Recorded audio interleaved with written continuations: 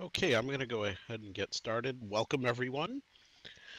This presentation is actually to talk about the LGBTQ History Museum that's located here in Second Life. The main museum is actually located on the mainland, and we have a small exhibit here at the fairgrounds for the celebration this week. And I will be speaking about the main museum primarily in a series of slides right now. And then we're actually going to take a little bit of a walking tour over to the museum exhibit here and do a little walkthrough and discussion around that. I'm happy to take questions at any time. If you have questions, I'd recommend that you just type them in the chat. I will do my best to try to keep an eye on that, and we'll certainly answer your questions. We'll also have some time at the end for a Q&A session. So with that, let's go ahead and get started. So just a little bit about who I am, because I don't know many of the people here today, but I've been a resident of Second Life since 2006. If you look at my profile, it'll say 2007 because this particular avatar was created in 2007, but I did join in the huge growth phase of Second Life back in 2006. I have a number of what I call educational spaces here in Second Life. The one we'll be talking about today is the LGBTQ History Museum and Cultural Center. And thank you, Rebella, for the comment about driving in the lag. That was quite fun yesterday with the Pride Parade.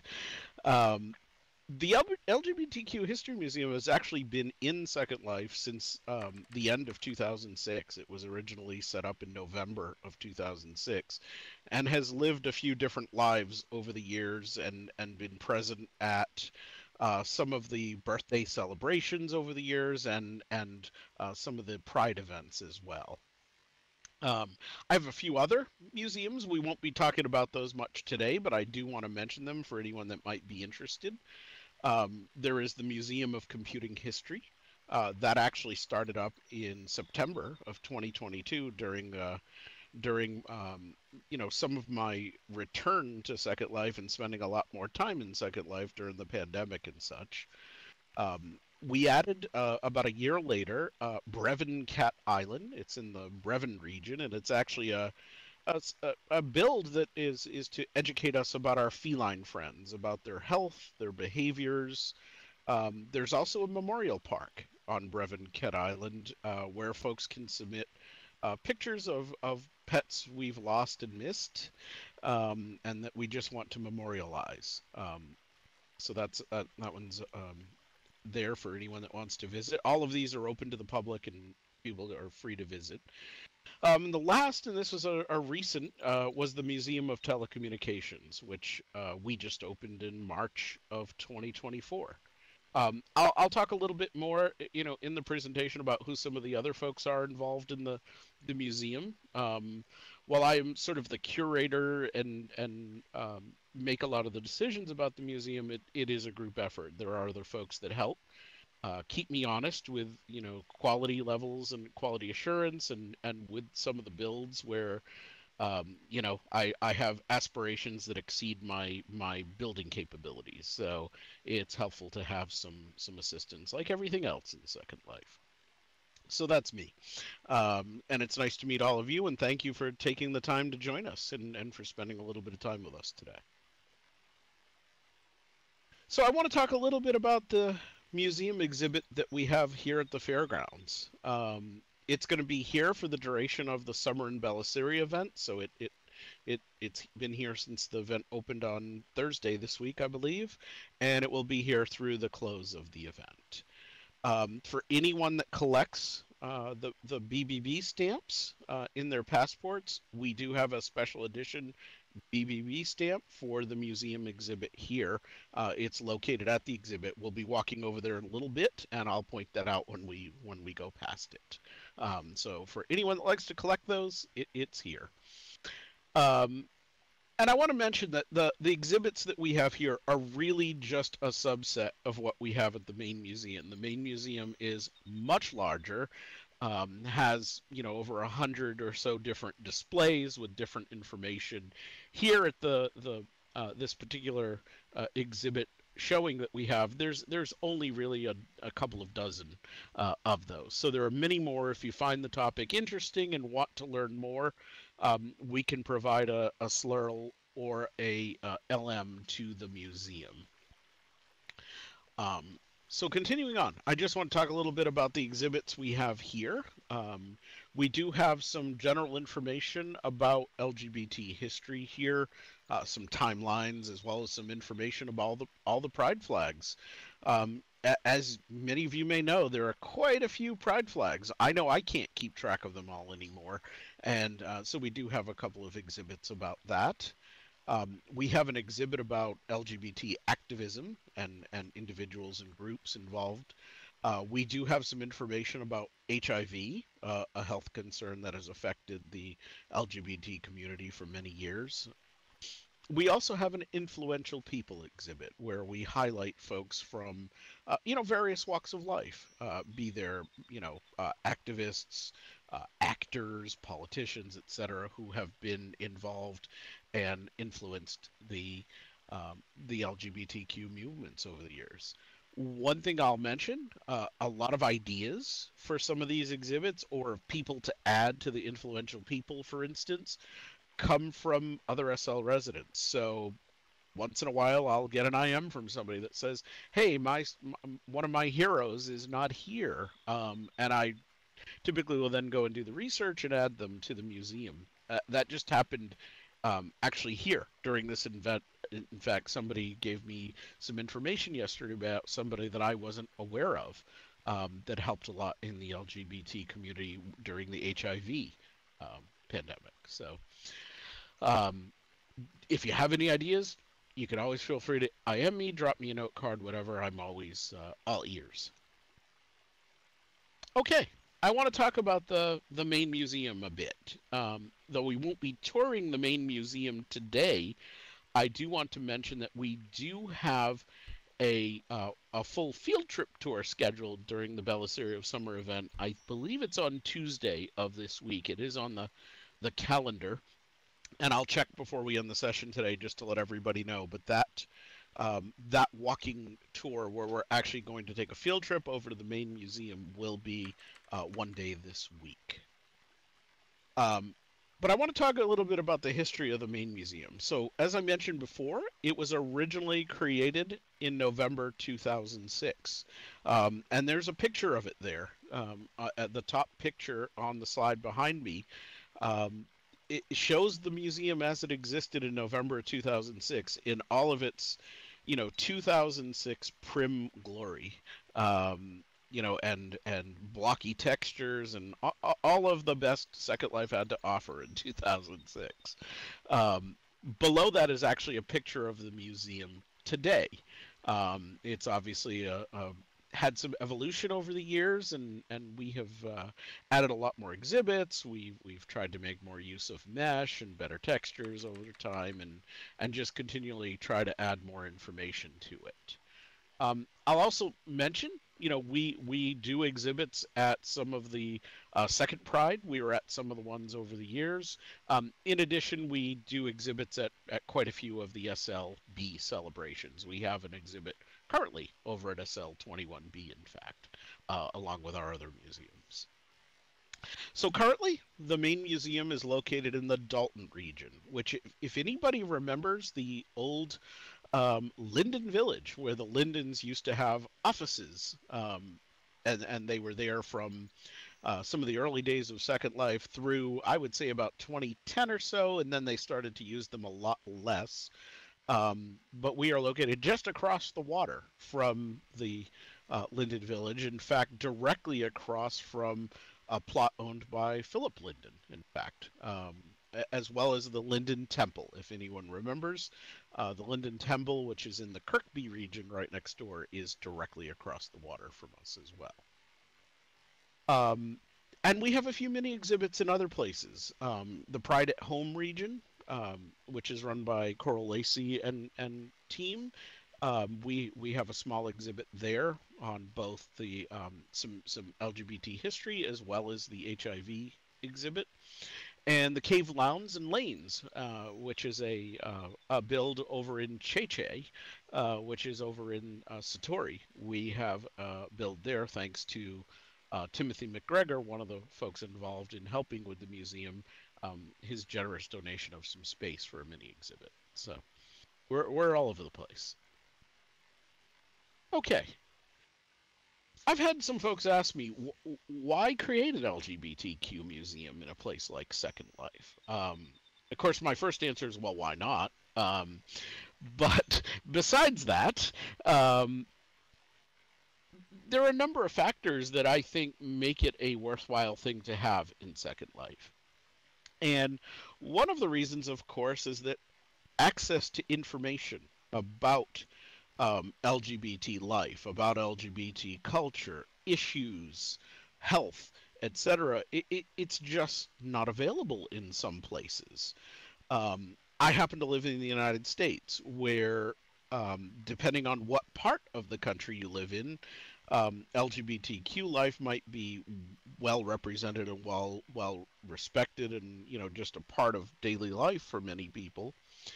There are other parts, even of the United States, where it is not, as open or welcome. And I've met some folks in Second Life over the years who have said, "Thank you so much for having this museum. Um, we don't have anything like this in my country, and I'm scared to even go look at it on the web or things like that, where folks might be able to figure out, and I might have some consequences for that." So it is a valuable resource, and it allows people to explore this content, talk to other people, and experience this in a relatively safe setting.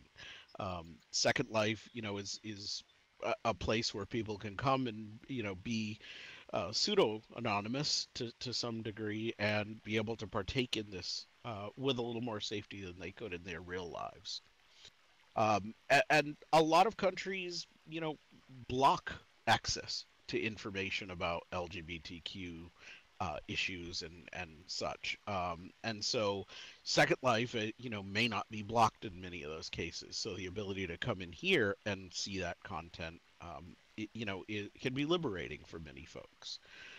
I also get a lot of people that just, come up to me and, IM me and say, hey, thank you for putting this together. I saw some of my heroes here, or I looked at the HIV exhibit and remembered friends I've lost, or whatever. People just seem to connect with it on many levels, and it's not always just folks who are part of the LGBTQ community. I've had IMs from folks who are parents, that have lost people to HIV, or that have children that are part of the community, and they just think it was a great resource. Um, so again, a virtual museum allows us to present this sort of curated information in a way that's relatively anonymous for the folks who visit, and safe for them. The other thing is, Second Life is just an amazing platform for something like a virtual museum. The interactivity of it, the ability to do media on a prim with video or other content, the ability to have scripted objects that react to touch and things like that. It allows us to do things that we can't quite as easily do on the web, or in 2D platforms, for instance. So that's another reason for an LGBT. And then, of course, as I said earlier, and I think Dreamer typed it in the chat as well, why not? Second Life has everything else, for the most part. Why not have this represented here? And so for the last 18 years, almost, I guess 17 and a half now, roughly, we've been here. So I just want to talk about some of the exhibits we have over in the main museum. There's quite a few compared to what we have here at the fairgrounds. We just didn't have as much space here at the fairgrounds to put the whole museum. Plus, we'd like people to come see the full museum. So this is sort of a teaser to whet your appetite and hopefully get you intrigued about the topics, and hopefully consider visiting the full museum. We have a number of full-time exhibits, and I think I've talked about some of them already, but we have a lot of information about LGBT history and timelines. Now, I'm from the U.S., so some of it is U.S. centric, but I do try to include EU and other places where I can, and where folks can help me with it. So if you see something that you think should be represented there, please let me know. Another big exhibit is the activism in organizations. There have been a lot of organizations over the years that have made a huge difference in the freedoms and the lives of LGBT people around the world, and we've tried to represent some of those. Again, HIV and AIDS is a fairly large exhibit because it was certainly in the 80s, 90s, and early 2000s, a prominent, and continues to this day to be a prominent, factor in the lives of many LGBT folks. We have another topic, that's also pretty important and somewhat politically charged at times, but it's LGBT marriage and relationships. We have a number of exhibits about the different forms of LGBTQ relationships, as well as LGBT marriage as it is allowed in some parts of the world. And then last, probably the largest exhibit is the influential people exhibit. I would say every 2 months, 3 months, I try to add a few more to this as people reach out to me or as I think of things or discover things that can be added to this exhibit. We also have a number of transient exhibits on things that sort of just move in and out, and they're smaller exhibits, and they tend to be about very sort of niche topics or about locations where there are big LGBT communities. So currently there is one present about LGBT heroes of 9/11.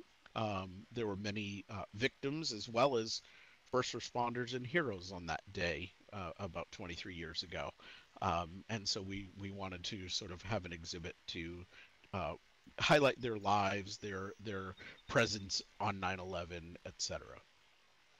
We have a couple of exhibits about locations here in the U.S. That are big LGBT sort of vacation and or living spots, like the Castro in San Francisco and Provincetown, which is located on Cape Cod in Massachusetts in the United States. And then occasionally we do other exhibits. We have an LGBT athletes exhibit, and we do have a few others as well that we cycle through time to time with the goal of keeping it fresh, keeping people, coming back to the museum and seeing new content. Okay, just want to talk a little bit about the LGBT history exhibit. Um, this particular exhibit has a number of timelines and information about major moments in LGBTQ history worldwide.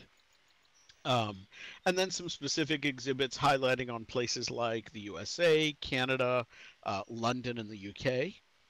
We also have an exhibit, as I mentioned before, there's a lot of pride flags these days, and keeping up with them and knowing what they all mean. I personally can't keep them all in my head. But we do have an exhibit on those, as well as an exhibit about the first rainbow flag created by Gilbert Baker. It's a really nice exhibit put together by Timothy McGregor. The LGBT activism exhibit, as I mentioned, we talk about activism organizations, both past and present. Um, there have been a lot of organizations and groups over the years that have made a huge difference in the acceptance of LGBT folks, for LGBT rights, getting, the HIV pandemic recognized as such, and getting the kind of response that was needed to try to find, cures or drugs or methods to manage it. Those groups were very important in the LGBT community. They're all highlighted in this exhibit. A very notable event, particularly here in the United States, was the riots that occurred at the Stonewall Inn in the 1960s. Actually, I believe it.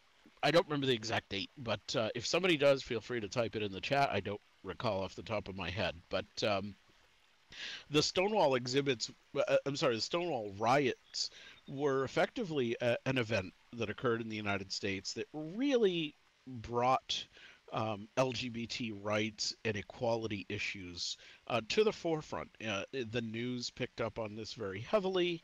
I love seeing some of the old news articles or news clips, etc. From this.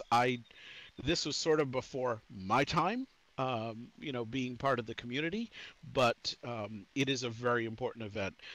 Tim created a very nice, the lower picture there shows the exhibit that we have, which I believe he included some pictures of um, different 1969. So thank you, Tim, for looking that one up. Again, I was not able to be part of that at that time, but it was a very important event. And in this exhibit, Tim has some newspaper clippings, photographs, etc. That commemorate the events that occurred. It occurred roughly over a week, right around this time of year, in fact, back in 1969. There's also a note card that you can click on a display and get a note card about the event. We actually have a copy of that here. We'll see that today here at the fairgrounds. The HIV and AIDS exhibit. This exhibit is a bit of a mixture of things. But first and foremost, we wanted to provide information around the HIV virus, around prevention of contracting the HIV virus, as well as information about AIDS, which is the disease that the HIV virus can cause, and treatments for it. Um, Anyone of a certain age will remember that the 1980s and 1990s, for the most part, AIDS was effectively a death sentence. Folks that contracted the HIV virus, that then progressed into the disease called AIDS, acquired immune deficiency syndrome, um, typically passed away within about a year or so. It was almost a certain path to follow.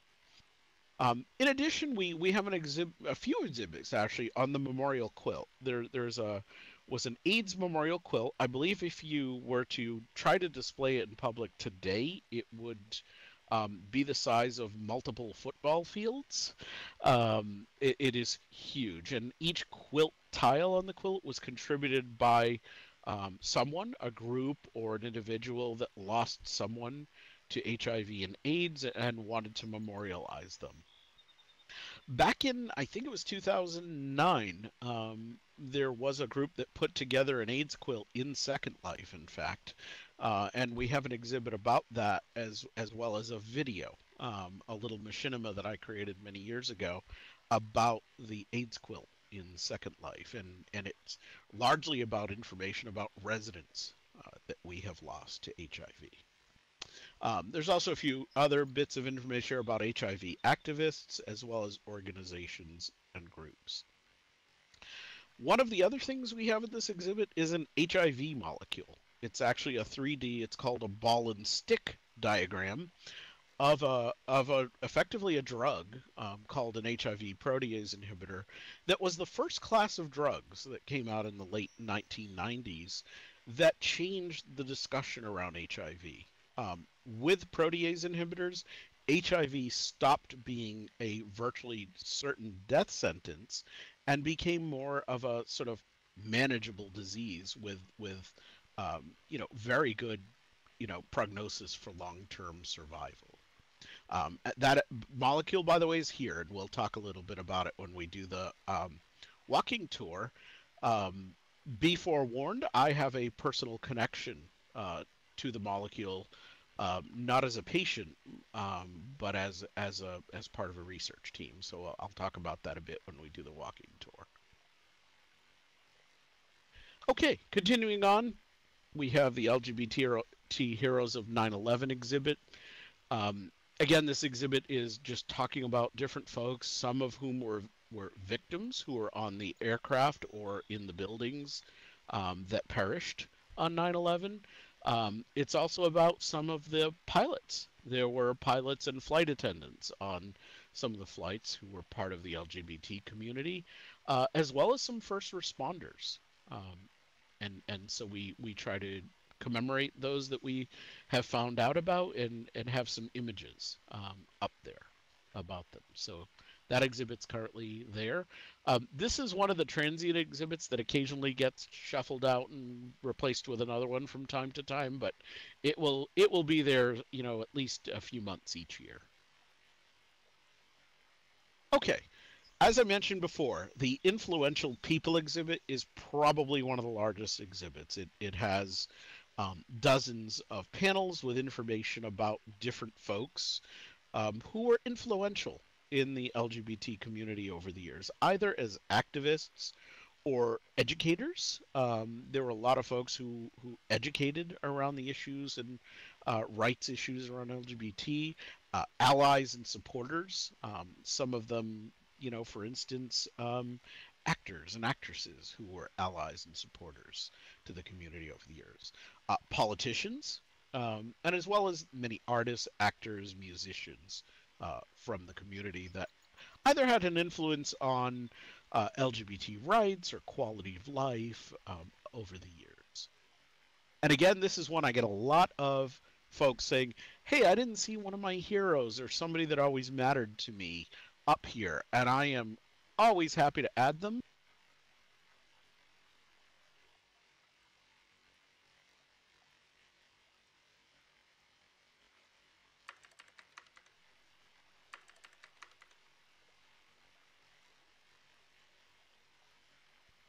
Okay, I think I'm back online. Can folks hear me now? Okay, great. Sorry about that. My headset, I'm using a wireless headset, and it decided to disconnect in the middle of while I was speaking because, well, that's what wireless devices like to do sometimes. Anyway, I think as I was saying, the influential people exhibit, this is where I often get folks recommending things that they don't see. In fact, I got an IM, I think it was from you, Dreamer, that somebody had mentioned to you someone they thought was missing from the exhibit. So I actually have already pulled information, and we'll probably be adding that person this afternoon. So I try to do those pretty quickly, or I batch them up and do them every few weeks. I love to constantly add to that section in particular. So it will be happening, Dreamer, if you would like to let them know. Continuing on. For some reason, this texture is not loading for me. Is it loading for others?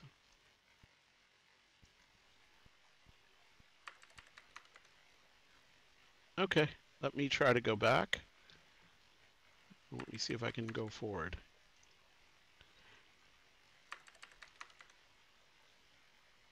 Okay, it looks like this one isn't going to cooperate. Um, this was actually highlighting another exhibit. I don't know why that texture is not loading, but it's about the LGBT marriage exhibit.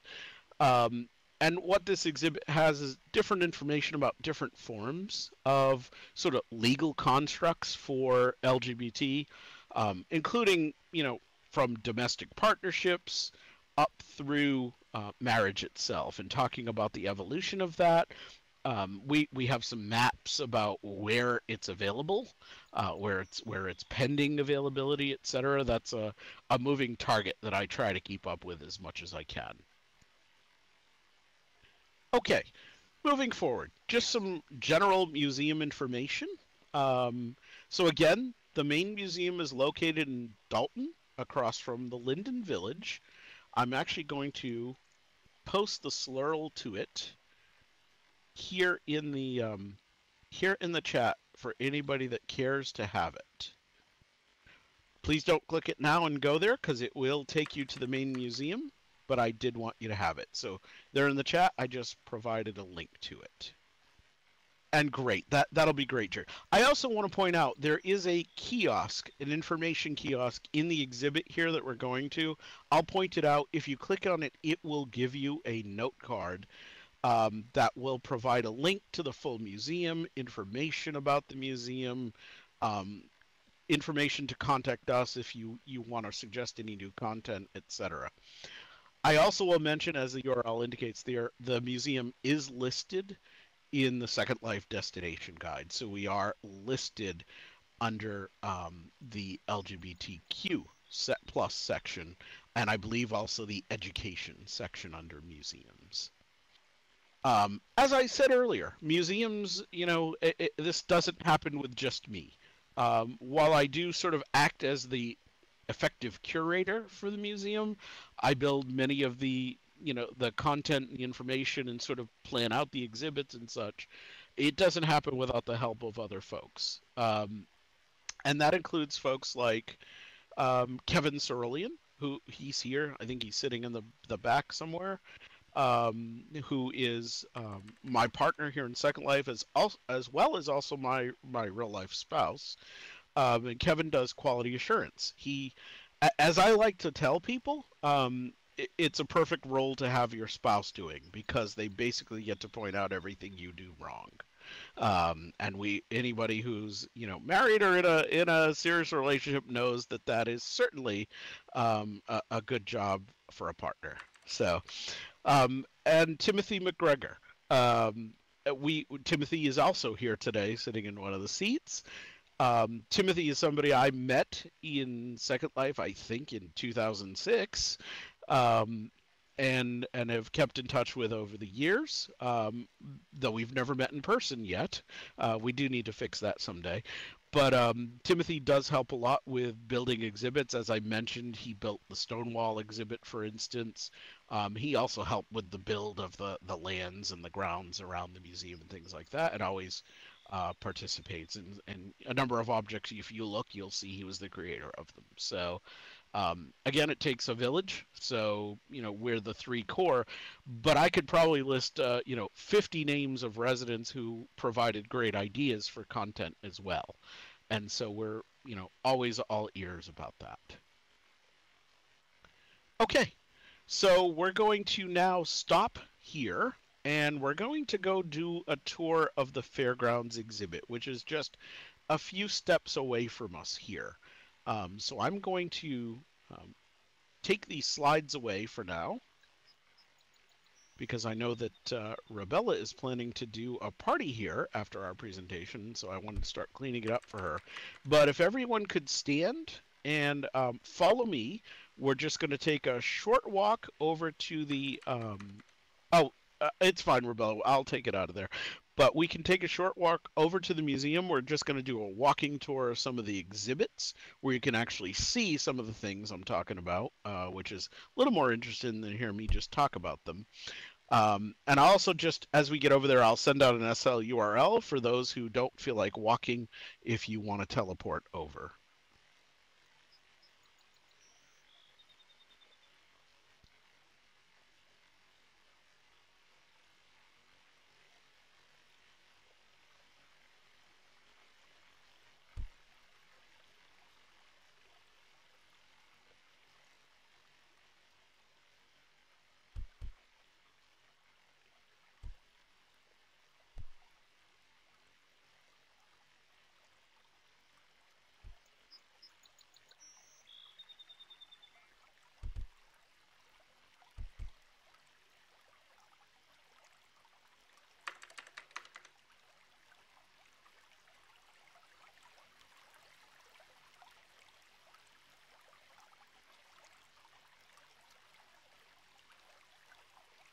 Okay, we'll give everyone a chance to get over here.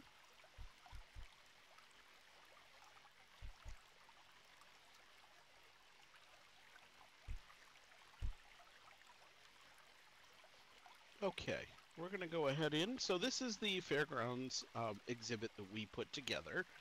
The goal here was to give you just a little bit of a feel for some of the exhibits at the museum. And we'll just sort of take a walk through. I'm happy to answer any questions along the way.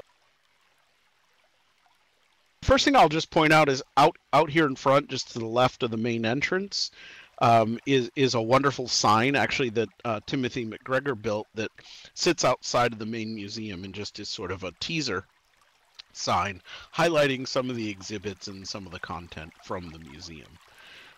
We also have a small cafe here that's actually representative. We have a cafe at the full museum where I sometimes just see folks sitting around sipping coffee and chatting. So that is we wanted to have that here as well in case anybody wanted to use it. Here inside the main door, there is the kiosk that I mentioned. If you click the kiosk, you can get a note card with information about the museum. It'll be on your right as you come through the front door. And just to your left as you come through the front door is our museum bear. Keeping with the tradition of Second Life, we, of course, have to have a teddy bear. And so the museum teddy bear is there. If you actually click the bear, it will give you a copy of it. So feel free, anyone who collects bears, to collect the bear at this point, or if you'd like to click the kiosk, and you can select the note card or LM. It'll give you information on how to get to the full museum. Okay, moving through. Why don't we go through the perimeter first? Here on this side, right in front of me, is the LGBT history exhibit. And again, we have some of the content from the main museum here, and it's been shrunk down just to sort of fit in this space. But it shows some of the information we have about timelines and such from LGBT history. I'm trying to represent more areas of the world with this, and I do hope to add more content in the future, but right now we do have some US, some general moments that are worldwide, as well as information from Canada and the United Kingdom as well. But if folks have other information they can provide me, I'm always happy to add it. In addition to this exhibit, we have some of the flag exhibit that I told you about. One showing all the different pride flags that I honestly just can't keep track of anymore, as well as Tim's wonderful little exhibit here about the rainbow flag and how it came into existence and became a symbol of LGBT freedom and rights. So this is a nice little exhibit. There's some text there on that as well. Over here we have some of the HIV and AIDS exhibit information. We have some general information just about the HIV virus and the HIV and AIDS disease. We also have a video display here. If you have media turned on, it will take you to a YouTube video of a machinima I created. I think it was back in 2009 that shows the Second Life version of the AIDS quilt that was presented at Second Pride in 2009. So a little while ago. I don't believe the person that created the quilt in Second Life is still active in Second Life, so unfortunately it hasn't grown or continued since then, but it was still a pretty decent accomplishment back in the day that it was created. Just to the right of me here is the BBB stamp kiosk. So if anybody collects BBB stamps in their passports, this is a special edition stamp that will only be here for the Summer in Bellisseria 2024 celebration. Hopefully we'll be here in the future as well to do more. But if you do want to get that stamp, feel free to go ahead and stamp your passport. I mentioned I did want to talk about this HIV protease inhibitor molecule. So the molecule right in front of me is called a ball and stick diagram, and the different colors on the different atoms represent different atoms within the molecules. So some of them represent carbon, some represent hydrogen, oxygen, other elements. I actually have a personal connection to this particular molecule here. I actually imported the information for this molecule, and Timothy actually helped me turn it into a mesh because the prim version of this is rather heavy on the LI. This particular molecule was one of the first HIV protease inhibitors that came out in the late 1990s. And I had the privilege of working with the team that conducted the research and we used computer modeling and a lot of other tools to actually create this molecule, and it came to market in 1999. Um, and it goes the brand name for it is Lexiva, but it was one of the first HIV drugs, and it changed the world. Not just this one, but a whole class of them came out at that time because it could reduce HIV infections below detectable levels in folks when used in combination, particularly with other drugs. And it really changed the dialogue around HIV and AIDS from one of, just palliative care and giving somebody the best quality of life for what they have left, which is usually a relatively short period of time, into something about this drug can let you lead a fairly normal life. It's not going to, you will still have some sickness or particularly from the drug as well as, some of the side effects of the drugs, but it's no longer a death sentence. And this really sort of changed the world. Again, I was fortunate to be part of the team. I'm a computer scientist, so I provided computer support and assisted with developing and implementing some of the tools for modeling and energy minimization and other things around this tool. But I do have a personal connection to this. Of course, the real credit for this goes to the scientists who really, synthesized this in the labs and who worked on this drug and studied it and designed it, in fact.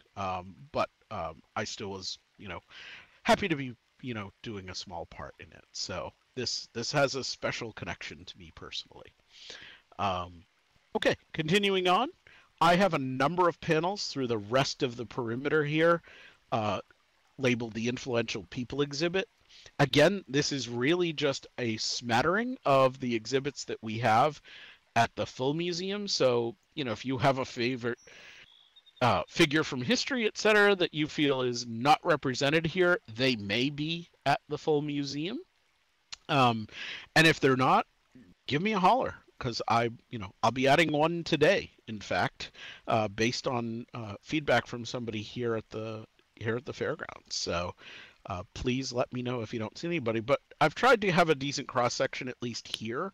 The first three on my left or directly in front of me now are related to HIV and AIDS, either activists or having been affected.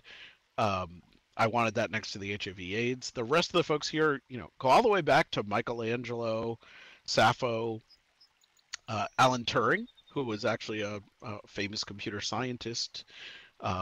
Tragic story behind Alan. He was, in fact, also featured in our Computer History Museum because Alan and his team were able to decipher the Enigma codes that were used during World War II and allowed the Allied groups, and so the U.S., the U.K., EU, etc., Japan, etc., to basically read the private messages of their opponent and change the course of the war dramatically. So I don't believe he worked with Oppenheimer, Deb. He primarily worked out of Bletchley Park in the UK. That's where they did a lot of the work on breaking the Enigma code and built some computers called bombs, BOMBE, that could actually decipher the code. And so it definitely is, worth learning a bit about him. Tragically, he commits suicide. And the reason he commits suicide was because the UK government found out that he was gay and effectively, which was a crime in England at the time, and they sentenced him to chemical castration, and he commits suicide, in fact. So I, definitely want to suggest you learn about Alan Turing. He, by the way, has been posthumously pardoned, and the UK government apologized. I think it was about 10 years ago for doing that, particularly after the fact that he saved millions of lives. And then we have a smattering of other folks along here. Indeed, Rebella, kind of too late. But nonetheless, the gesture matters, I think. A number of other folks here just throughout history.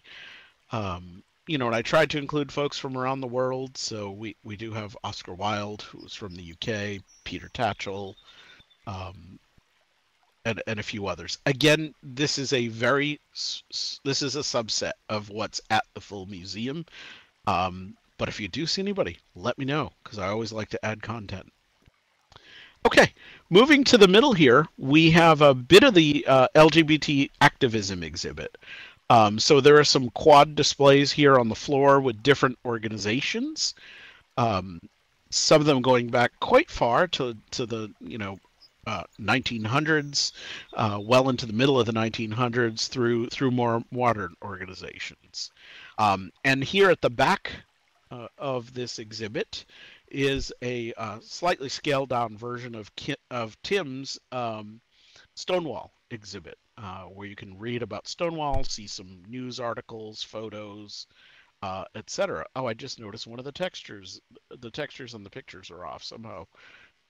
That they shifted. I'll fix that in a minute. But these are the exhibits we have here. And again, these are a subset of what's at the full museum. If this content is of interest to you, I invite you to visit the museum. Or even if you're not sure what this is about, if you take a few minutes, visit the museum, you may learn a few things. So that's the end of my presentation. I wanted to have about 10 minutes or so for questions or comments or anything anyone wanted to make. You can feel free to, ask at this point now in either chat or through a note card if you'd like. I'm sorry, note card, chat, or voice, whatever you prefer. Does anyone have any questions for me? Oh, thank you, Dreamer, for sending out a notice with the note card.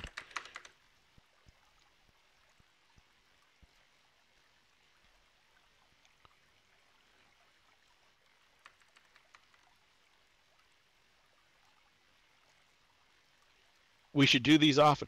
So I will put up. We actually do tours of the full museum once in a while. They typically get announced in the education groups. I tend to do one about every couple of months or so. So if there's if folks want to participate, I do those. In addition, if you want a tour at some point, either for a group or whatever, just IM me. I'm happy to do a walkthrough and talk about the exhibits at the museum. And thank you, Radioactive, for the kind words. And I'm not kidding when I say if folks have any suggestions for content to add or a hero or something you feel that is not represented, give me a holler. I'm happy to add it. If there are any questions, I'll answer them. Otherwise, feel free to take a walk around, look at things. If that prompts any questions. Oh, sorry, Deb, do I have a subset exhibit of literary people? I don't, Deb. Do you have any, and I'm sorry I missed your question. Do you have any suggestions around that? So Oscar Wilde actually is there. He's in fact, if you look right under the sign that says Influential People Exhibit, he is the third one on the right. But if there's others, Deb, that you have, I would love the feedback. I could even make it either a section of the Influential People Exhibit, or if there's enough, I could create it as perhaps even one of the transient exhibits. What I'd ask, Deb, is if you do have a list, if you could throw them in a note card or something, I would be incredibly appreciative. And if it ends up being something I can do a mini exhibit for, I would certainly give you credit for it as well.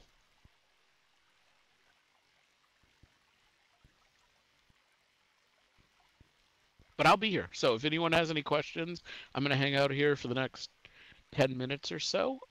Otherwise, I'll stop talking your ears off and let you just have a look around.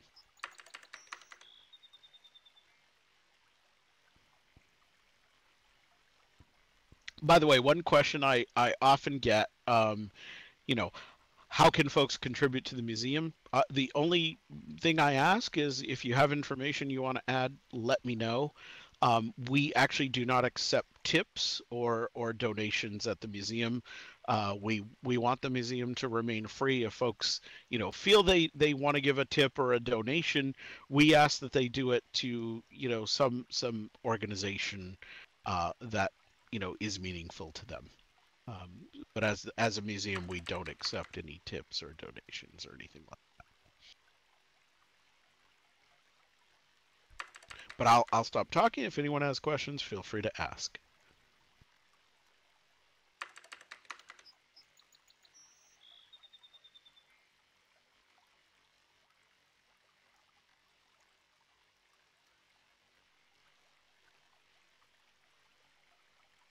Air hugs are always accepted.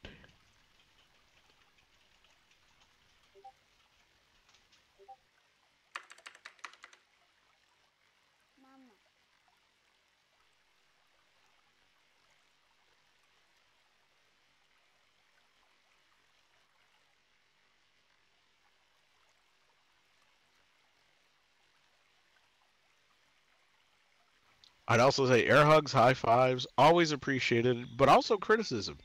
If there's anything that we didn't get right, please let us know, or anything we should add.